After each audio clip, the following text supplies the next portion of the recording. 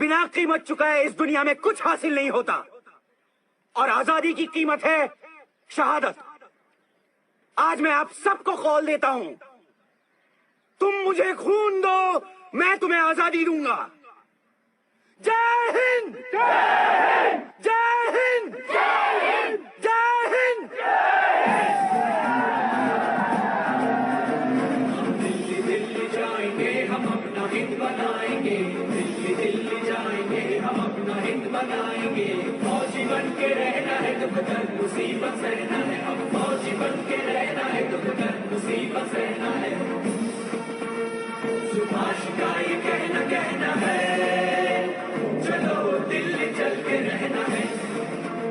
हम दिल्ली दिल्ली जाएंगे हम अपना हिंद बनाएंगे, दिल्ली दिल्ली जाएंगे हम अपना हिंद बनाएंगे।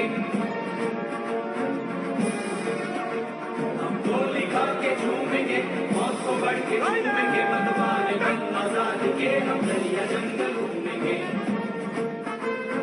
गोली खा के झूमेंगे, मौत को बढ़ के झूमेंगे, मतवाले बन आजादी के हम दरिया जंगल घूमेंगे। सुभाष हमारा हावी है, गुलामी के तालों की चाबी है, फिर कैसा खतरा बाकी है, खुदा भी हमारा साथी है। हम दिल्ली दिल्ली जाएंगे हम अपना हिंद बनाएंगे, दिल्ली दिल्ली जाएंगे हम अपना हिंद बनाएंगे। तुम मुझे खून दो, मैं तुम्हें आज़ादी दूंगा। दोस्तों, ऐसे प्रसिद्ध और लाखों दिलों को प्रेरित करने वाला नारा उनके अलावा और कौन दे सकता था। ऐसा नारा जो आज भी हमारे रोंगटे खड़ा कर देते हैं। दोस्तों, यूं ही तो हम अनेकों स्वाधीनता संग्रामियों को याद करते हैं, लेकिन वास्तव में जिन स्वाधीनता संग्रामियों के संघर्ष के कारण, उनके बलिदान से आज हम आज़ादी की सांस ले रहे हैं, उन महान संग्रामियों को जो सम्मान मिलना चाहिए था, कहीं ना कहीं उसमें कमी हुई है। हम ऐसे ही एक महान स्वाधीनता संग्रामी नेताजी सुभाष चंद्र बोस के बारे में कुछ तथ्य, कुछ बातें चलिए जानते हैं और उन्हें इस स्वाधीनता दिवस पर याद करते हैं। सुभाष चंद्र बोस, उनका जन्म 23 जनवरी 1897 को उड़ीसा के कटक शहर में हुई थी। उनका माता का नाम था प्रभावती दत्त बोस और पिता के नाम जानकीनाथ बोस। उनका पिताजी एक एडवोकेट थे। वे 14 भाई बहन के परिवार में 9वें नंबर है। वे एक अच्छा घराने के थे।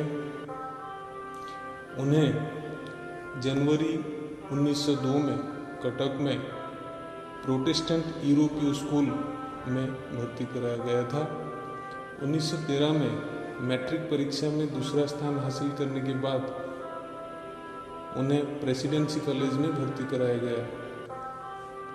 वो 16 साल की उम्र में उनके कार्यों को पढ़ने के बाद स्वामी विवेकानंद और रामकृष्ण की शिक्षाओं से प्रभावित थे। उन्होंने महसूस किया कि उनका धर्म उनकी पढ़ाई से ज़्यादा महत्वपूर्ण था। उन दिनों कलकत्ता में अंग्रेजों ने अक्सर सार्वजनिक स्थानों पर भारतीयों पर आपत्तिजनक टिप्पणी और उनका खुलेआम अपमान किया करते थे। प्रथम विश्व युद्ध के साथ साथ अंग्रेजों का यह व्यवहार उनकी सोच को प्रभावित करने लगा। उनका राष्ट्रवादी स्वभाव तब सामने आया जब उन्हें प्रोफेसर ओटन, जिन्होंने कुछ भारतीय छात्रों को भारत विरोधी टिप्पणियों के लिए हमला करने के लिए उन्हें कॉलेज से निष्कासित कर दिया गया था। हालांकि उन्होंने अपील की कि उन्होंने केवल हमले को देखा और वास्तव में इसमें भाग नहीं लिया। बाद में उन्होंने कलकत्ता विश्वविद्यालय में स्कॉटिश चर्च कॉलेज में प्रवेश लिया और 1918 में बीए फिलोसॉफी पास किए। बोस ने 15 सितंबर 1919 को यूरोप के लिए यात्रा किए। 20 अक्टूबर को लंदन पहुंचे। उन्होंने अपने पिता को भारतीय सिविल सेवा परीक्षा की तैयारी करने और उपस्थित होने का वादा किया था, जिसके लिए उनके पिता ने 10,000 रुपये का इंतजाम किए थे। लंदन में बोस ने अपने भाई सतीश के साथ, जो बार परीक्षा की तैयारी कर रहे थे, बेल्सिज पार्क में रहकर ICS के लिए अपना तैयारी किए। बोस कैम्ब्रिज विश्वविद्यालय में एक कॉलेज में प्रवेश पाने के लिए उत्सुक थे। हालांकि यह पहले से ही प्रवेश की समय सीमा पार कर चुके थे। वहाँ कुछ भारतीय छात्रों और फिट्जविलियम हॉल के सेंसर श्री रेडवे की मदद से बोस ने 19 नवंबर 1919 को विश्वविद्यालय के रजिस्टर में प्रवेश किया। उन्होंने मानसिक और नैतिक विज्ञान को चुना और साथ ही साथ सिविल सर्विस परीक्षा की तैयारी की। वो ICS परीक्षा में चौथे स्थान पर आए और चयनित हो गए, लेकिन वो एक विदेशी सरकार के अधीन काम नहीं करना चाहते थे, जिसका अर्थ था अंग्रेजों की सेवा करना। 1921 में भारतीय सिविल सेवा से इस्तीफा देकर वे पद छोड़ने के कगार पर खड़े थे। उन्होंने अपने बड़े भाई शरद चंद्र बोस को लिखा, केवल बलिदान और पीड़ा की धरती पर हम अपने राष्ट्रीय सम्मान को बढ़ा सकते हैं। 23 अप्रैल 1921 को उनकी सिविल सेवा की नौकरी से इस्तीफा दिए और भारत लौट आए। उन्होंने अखबार स्वराज की शुरुआत की और बंगाल प्रांतीय कांग्रेस कमेटी के लिए प्रचार का कार्यभार संभाला। उनके गुरु चित्तरंजन दास थे, जो बंगाल में आक्रामक राष्ट्रवाद के प्रवक्ता थे। वर्ष 1923 में बोस को अखिल भारतीय युवा कांग्रेस का अध्यक्ष और बंगाल राज्य कांग्रेस का सचिव भी चुना गया। वो फॉरवर्ड समाचार पत्र के संपादक भी थे, जिसकी स्थापना चित्तरंजन दास ने की थी। बोस ने कलकत्ता नगर निगम के CEO के रूप में काम किया, जब चित्तरंजन दास 1926 में कलकत्ता के मेयर चुने गए। 1925 में राष्ट्रवादियों के एक राउंडअप में बोस को गिरफ्तार कर लिया गया और उन्हें मंडालय में जेल भेज दिया गया, जहां उन्हें TB का बीमारी से गुजरना पड़ा था। 1927 में जेल से रिहा होने के बाद बोस कांग्रेस पार्टी के महासचिव बने और जवाहरलाल नेहरू के साथ स्वतंत्रता के लिए काम किया। दिसंबर 1928 के अंत में बोस ने कलकत्ता में भारतीय राष्ट्रीय कांग्रेस की वार्षिक बैठक आयोजित की। उनकी सबसे यादगार भूमिका जनरल ऑफिसर कमांडिंग कांग्रेस के स्वयंसेवक कोर रूप में थी।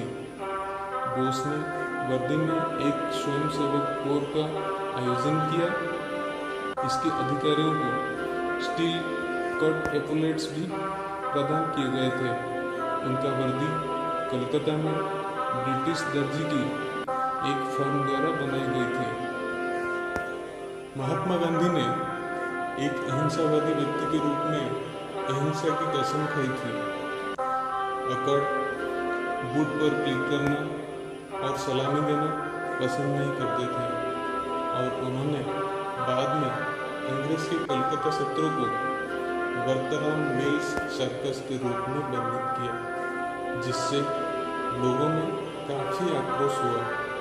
थोड़ी देर बाद बोस को फिर से गिरफ्तार कर लिया गया और सिविल डिसोबीडियंस के लिए जेल में डाल दिया गया। रिहाई के बाद इस बार वो 1930 में कलकत्ता के मेयर बन गए। 1930 दशक के मध्य के दौरान बोस ने भारतीय छात्र और यूरोपीय राजनेता बेनितो मुसोलिनी से मिलने यूरोप यात्रा की। उन्होंने पार्टी संगठनों का अवलोकन किया और साम्यवाद और फासीवाद को करीबी से देखा। इस अवधि में उन्होंने अपनी पुस्तक द इंडियन स्ट्रगल का पहला भाग भी लिखा, जिसमें 1920 से लेकर 1934 के वर्षों में देश की स्वतंत्रता आंदोलन का वर्णन किया। यद्यपि ये 1935 में लंदन में प्रकाशित हुआ था, लेकिन ब्रिटिश सरकार ने कॉलोनी में इस डर से किताब पर प्रतिबंध लगा दिया कि इससे अशांति को बढ़ावा मिलेगा। 1938 तक बोस राष्ट्रीय कर के नेता बन गए और कांग्रेस अध्यक्ष के रूप में नामांकन स्वीकार करने के लिए सहमत हो गए। वो अनक्वालिफाइड स्वराज के लिए खड़े थे, जिसमें अंग्रेजों के खिलाफ बल का उपयोग शामिल था। इसका मतलब मोहनदास गांधी के साथ टकराव, जिन्होंने वास्तव में बोस की अध्यक्षता का विरोध किया था। इस टकराव भारतीय राष्ट्रीय कांग्रेस पार्टी को विभाजित कर दिया, लेकिन उन्होंने एकता बनाए रखने का प्रयास किए। लेकिन गांधी ने बोस को अपना मंत्रिमंडल बनाने की सलाह दी। इस दरार ने बोस और नेहरू को भी विभाजित कर दिया। बोस 1939 में कांग्रेस की बैठक में एक स्ट्रेचर पर दिखाई दिए। उन्हें गांधी के पसंदीदा उम्मीदवार पटाभी सीतारमैया पर फिर से अध्यक्ष चुना गया। मथुरामलिंगम थेवर ने कांग्रेस के विवाद में बोस का पूरा जोर समर्थन किया। थेवर ने बोस के लिए दक्षिण भारत के सभी वोटों को जुटाया। हालांकि कांग्रेस कार्य समिति में गांधी के नेतृत्व वाले गुट के पैंतराबाजी के कारण बोस ने खुद को कांग्रेस अध्यक्ष पद से इस्तीफा देने के लिए मजबूर किया। 22 जून 1939 को बोस ने भारतीय राष्ट्रीय कांग्रेस के भीतर अखिल भारतीय फॉरवर्ड ब्लॉक का एक ग्रुप का आयोजन किया, जिसका उद्देश्य राजनीतिक वामपंथ को मजबूत करना था। लेकिन इसकी मुख्य ताकत उनके गृह राज्य बंगाल में थी। मथुरामलिंगम थेवर, जो शुरू से ही बोस के कट्टर समर्थक थे, फॉरवर्ड ब्लॉक में तुरंत शामिल हो गए। जब 6 सितंबर को बोस ने मदुराई का दौरा किए, तो थेवर ने उनके स्वागत के रूप में एक विशाल रैली का आयोजन किया। इस अवधि विश्व युद्ध के प्रकोप के कारण बोस ने कांग्रेस के नेतृत्व के परामर्श के बिना भारत की ओर युद्ध की घोषणा करने के लिए वायसरॉय लॉर्ड लिलिथगो के फैसले के विरोध में बड़े पैमाने पर सिविल डिसोबीडियंस के अभियान का वकालत की। उन्हें अंग्रेजों ने जेल में डाल दिया, लेकिन 7 दिन की भूख हड़ताल के बाद रिहा कर दिया गया। उनकी गिरफ्तारी और बाद में रिहाई ने अफगानिस्तान और सोवियत यूनियन के माध्यम से जर्मनी जाने का कारण बना। अपनी यात्रा से कुछ दिन पहले उन्होंने एकांत की तलाश की और इस बहाने ब्रिटिश गार्ड से मिलने से परहेज किया और दाढ़ी बढ़ाई। 16 जनवरी 1941 की देर रात, उनकी यात्रा की रात, उन्होंने एक पठान के रूप में कपड़े पहने। बोस 17 जनवरी 1941 की रात कोलकाता में अपने घर से ब्रिटिश निगरानी से बच निकले। उन्होंने हिटलर की सहायता से बर्लिन में फ्री इंडिया सेंटर की स्थापना की और युद्ध के भारतीय कैदियों में से भारतीय सेना लगभग 4500 सैनिकों को शामिल किया। एक्सिस दलों द्वारा कब्जा करने से पहले उन सैनिकों उत्तरी अफ्रीका में अंग्रेजों के लिए लड़ाई लड़े थे। मई 1942 में हिटलर से मिले और उन्हें विश्वास हो गया कि नाजी नेता अब अपने लोगों को मिलिटर की तुलना में जीत हासिल प्रचार करने में अधिक रुचि रखते थे। इसलिए फरवरी 1943 में बोस एक जर्मन यू-बोट पर सवार होकर जापान के लिए रवाना हुए। उन्होंने पहली बार इंडियन इंडिपेंडेंस लीग के बैंकॉक चैप्टर के अध्यक्ष प्रीतम सिंह धिल्लन से मुलाकात की और प्रीतम सिंह के नेटवर्क के माध्यम से दिसंबर 1941 में पश्चिमी मलय प्रायद्वीप पर एक कब्जा किए हुए ब्रिटिश भारतीय सेना के कप्तान मोहन सिंह को भर्ती कराया।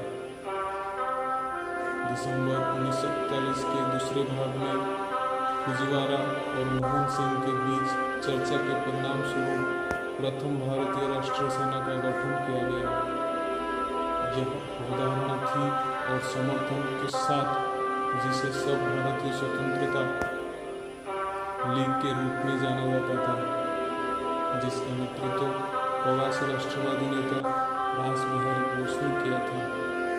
और जनवरी 1942 के पहले सप्ताह में उनके द्वारा संयुक्त रूप से नाम चुना गया।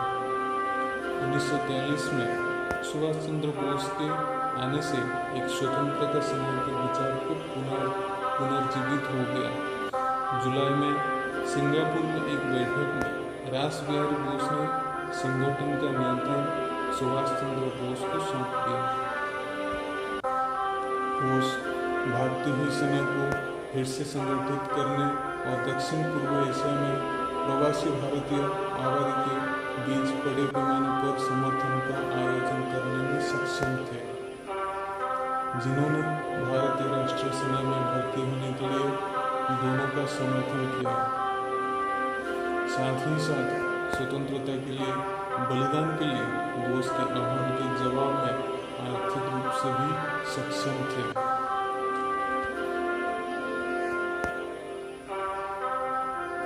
आईएनए की एक अलग महिला यूनिट भी थी जिसका नाम था झांसी रेजिमेंट, जो रानी लक्ष्मीबाई के नाम पर था। कैप्टन लक्ष्मी स्वामीनाथन के नेतृत्व में एशिया में इस तरह का पहला महिला समूह माना जाता है। यहाँ तक कि जब सैन्य उलटफेर का सामना करना पड़ा तो बोस आज़ाद हिंद आंदोलन के लिए समर्थन बनाए रखने में सक्षम थे।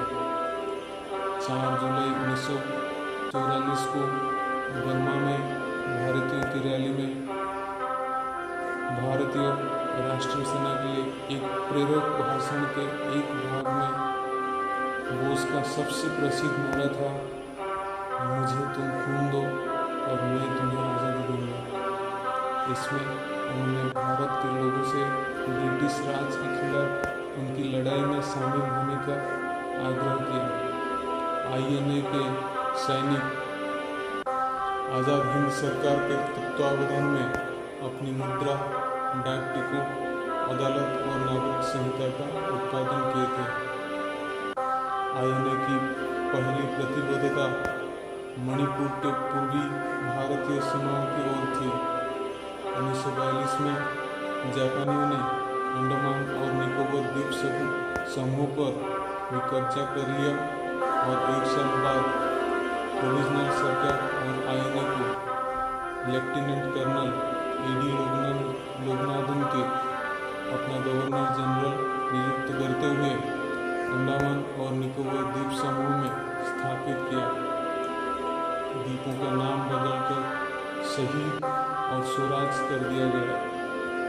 भारतीय राष्ट्रीय कांग्रेस के बाद भारतीय तिरंगा के रूप में तैयार किए गए एक तिरंगे को पहली बार उत्तर में मणिपुर के मोइरांग शहर में लहराया गया था। पूर्वी भारत, कोहिमा और इम्फाल के आसपास के शहरों को तब जापानी सेना के डिवीजन द्वारा घेरा गया था और बर्मीज नेशनल आर्मी और आईएनए के ब्रिगेड्स के साथ मिलकर काम कर रहे थे।